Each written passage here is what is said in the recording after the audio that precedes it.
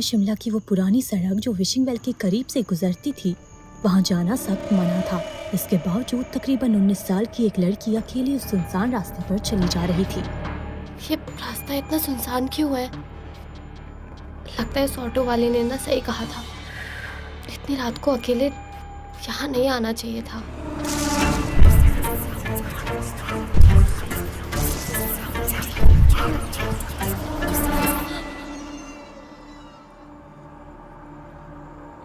यहाँ तो कोई भी नहीं है, फिर वो कदमों की आवाज।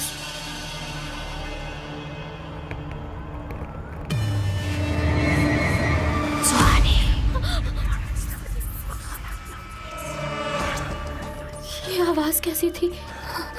मेरा नाम किसने लिया? अचानक से सुहानी की नजर एक परछाई पर गई जो उसकी तरफ ही बढ़ रही थी, लेकिन उसे ये नहीं समझ आ रहा था कि जब आसपास कोई है ही नहीं तो ये डरावनी परछाई है किसकी। वो बहुत डर गई थी, इसीलिए घबरा कर और भी तेज चलने लगी।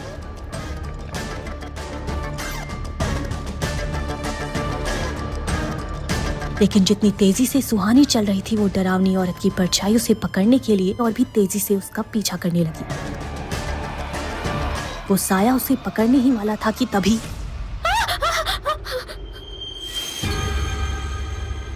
डरो मत, मेरे साथ चलो।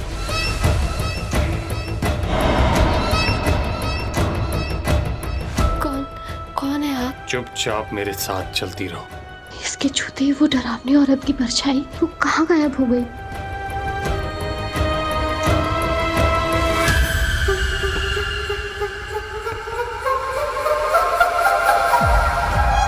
पैदल चलते हुए वो दोनों हॉस्टल के गेट के पास पहुंचते हैं। अंदर जाओ और आगे से रात को बाहर मत निकलना। सुहानी उस लड़के का चेहरा देखना चाहती थी, इसीलिए बेल बजाने के बाद वो उस लड़के का चेहरा देखने के लिए झुकी ही थी कि तभी। कौन हो तुम और इस वक्त यहाँ क्या कर रही हो? मैम वो जल्दी बोलो, हॉस्टल बंद करने का वक्त हो गया है। मैम सुहानी शर्मा, मैंने सेंट थॉमस कॉलेज में एडमिशन लिया है और मेरे लिए यहाँ रूम भी बुक्ड है। इस वक्त यहाँ अकेले आ गई? नो मैम, मेरे साथ ये।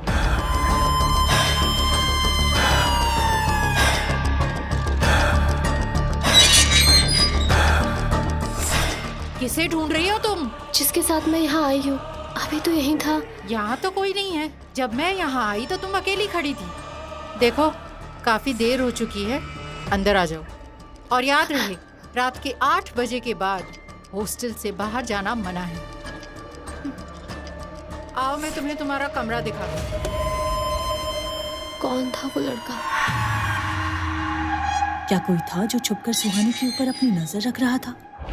हॉस्टल की वार्डन काफी स्ट्रिक्ट थी, उनसे हॉस्टल की सभी लड़कियां डरती थी।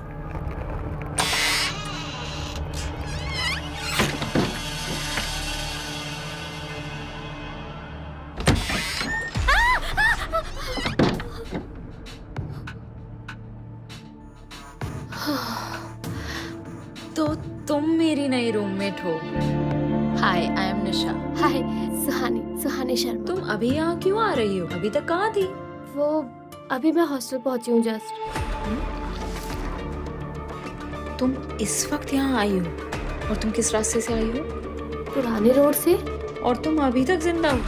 क्या बात है? तुम ऐसा क्यों कह रही हो? क्योंकि वो बहुत डेंजरस रास्ता है और रात के वक्त वहाँ बहुत हादसे होते हैं। आज तुम लकी थी, लेकिन हमेशा नहीं होगी। दोबारा रात को कभी उस रास्ते से मत जाना। क्यों? ऐसा क्या है वहाँ? उस रोड के पास एक कुआं है जिसे विशिंग वेल कहते हैं। यहाँ के लोगों का मानना है कि वो जगह हॉन्टेड है। क्या सच में ऐसा है? मुझे नहीं पता, लेकिन लोग ऐसा कहते हैं। पर एक बात तो है कि लगभग रोज सुबह वहाँ किसी न किसी की लाश जरूर मिलती है। यहाँ की पुलिस भी रात को वहाँ जाने से डरती है। क्या तुम्हें भी डर लगता है वहाँ जाने से?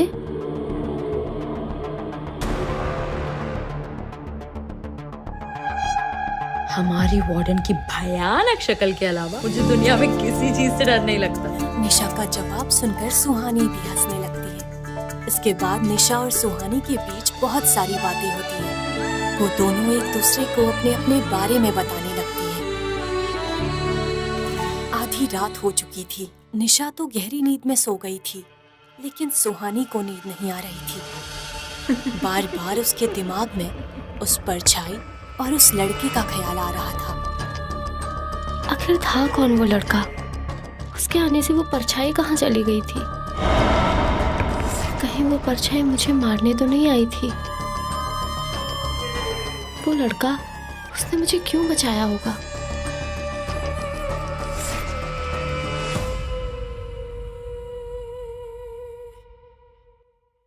दूसरी तरफ पुरानी रोड के पास वाले कुएं पर एक औरत पहुंचती है।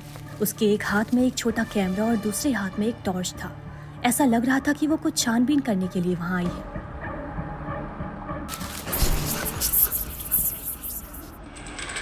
यहाँ तो कोई भी नहीं है। बेकार में ही लोगों ने आत्मा की कहानी फैला रखी है और कोई इसका फायदा उठाकर यहाँ के लोगों को मार रहा है। पता नहीं क्या मिलता है लोगों को ऐसी झूठी खबर फैलाते हुए। ये कहानी झूठी नहीं है।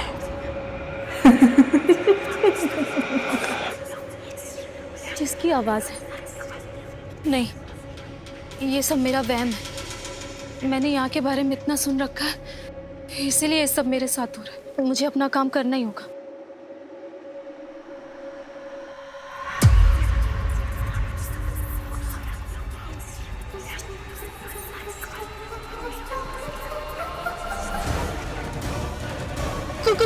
कौन है तुम्हारी? डर के कारण सुहानी की नींद टूट जाती है। वो देखती है कि निशा गहरी नींद में सो रही है और खुद से कहती है, ओह गॉड, कितना भयानक सपना था।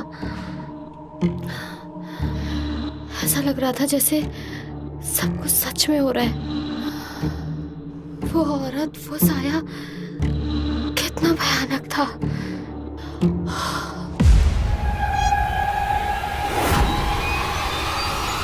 सुहानी।